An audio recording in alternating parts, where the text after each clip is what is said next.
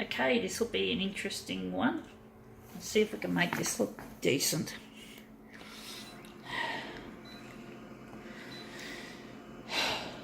Oh no, we don't want that tray. Fuck off.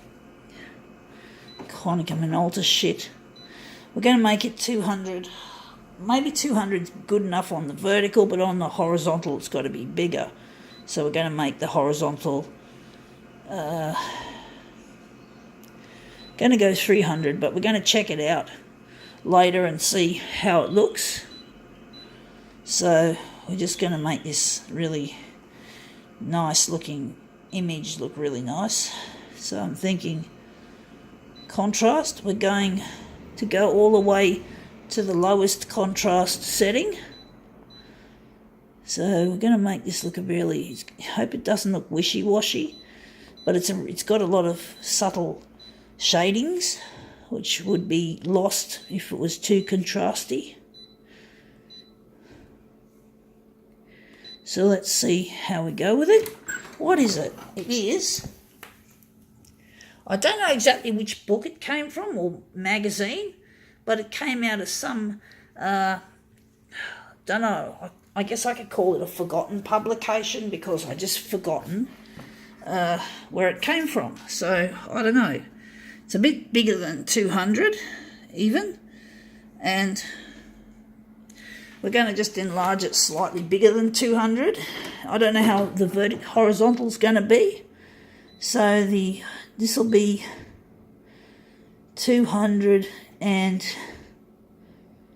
we're going 220.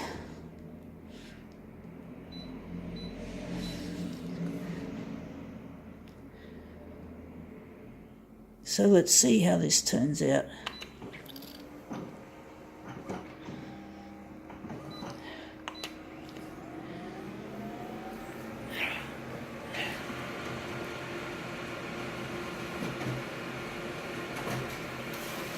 Let's see how this looks.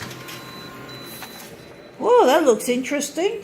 It looks very backgroundy, but I like the overall look of it.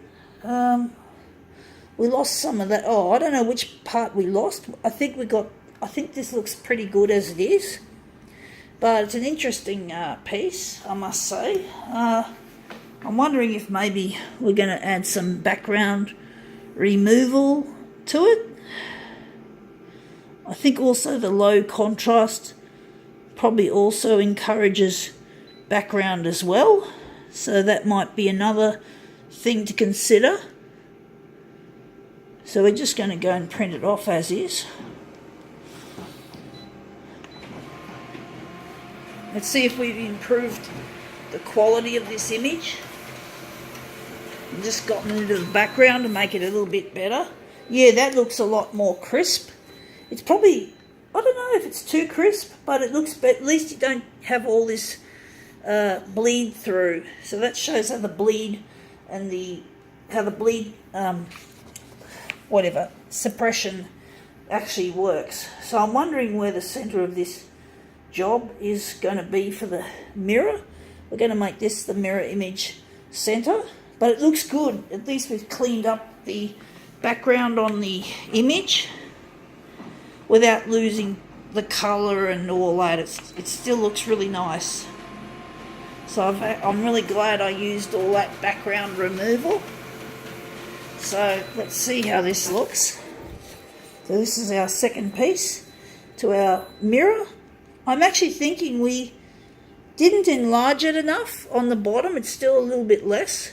So we're just going to trim that up a bit. We're going to make it a little bit bigger than 300 on the horizontal. I didn't notice that the first go. So we're going to make it 300 and 300. We're going to make it 307. We're just going to add a little bit, or maybe 307 is too big.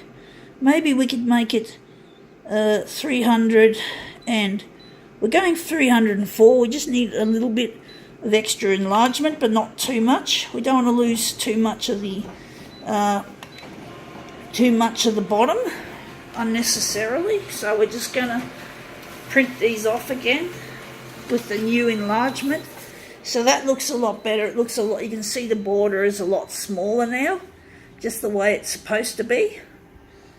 I'm actually wondering where the centre of this is going to be. I'm actually thinking it's, in some ways I'm thinking it's up there, and in some ways I'm thinking it's down there. So that's a tough choice, folks, trying to work out how to make this. So we're just going to print them off anyway and see how we go.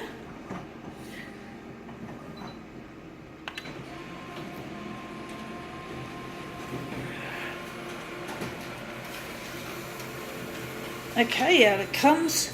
So that's this piece, the second piece to our our personified plant. Sort of freakish looking piece that someone has sketched up really quite nicely. So they've really done a good job of making this freak show plant. It's not easy drawing. I must say, folks, I'm not a good drawer. I can do this sort of shit on the photocopier, but try to get me to pick up a pencil and start drawing, forget it. I can't think of anything creative to draw. I can't execute whatever I want to draw. I don't have a very good eye-hand coordination, folks, but I'm good with this. I just like to reinvent other people's stuff, but I'm not much of a drawer.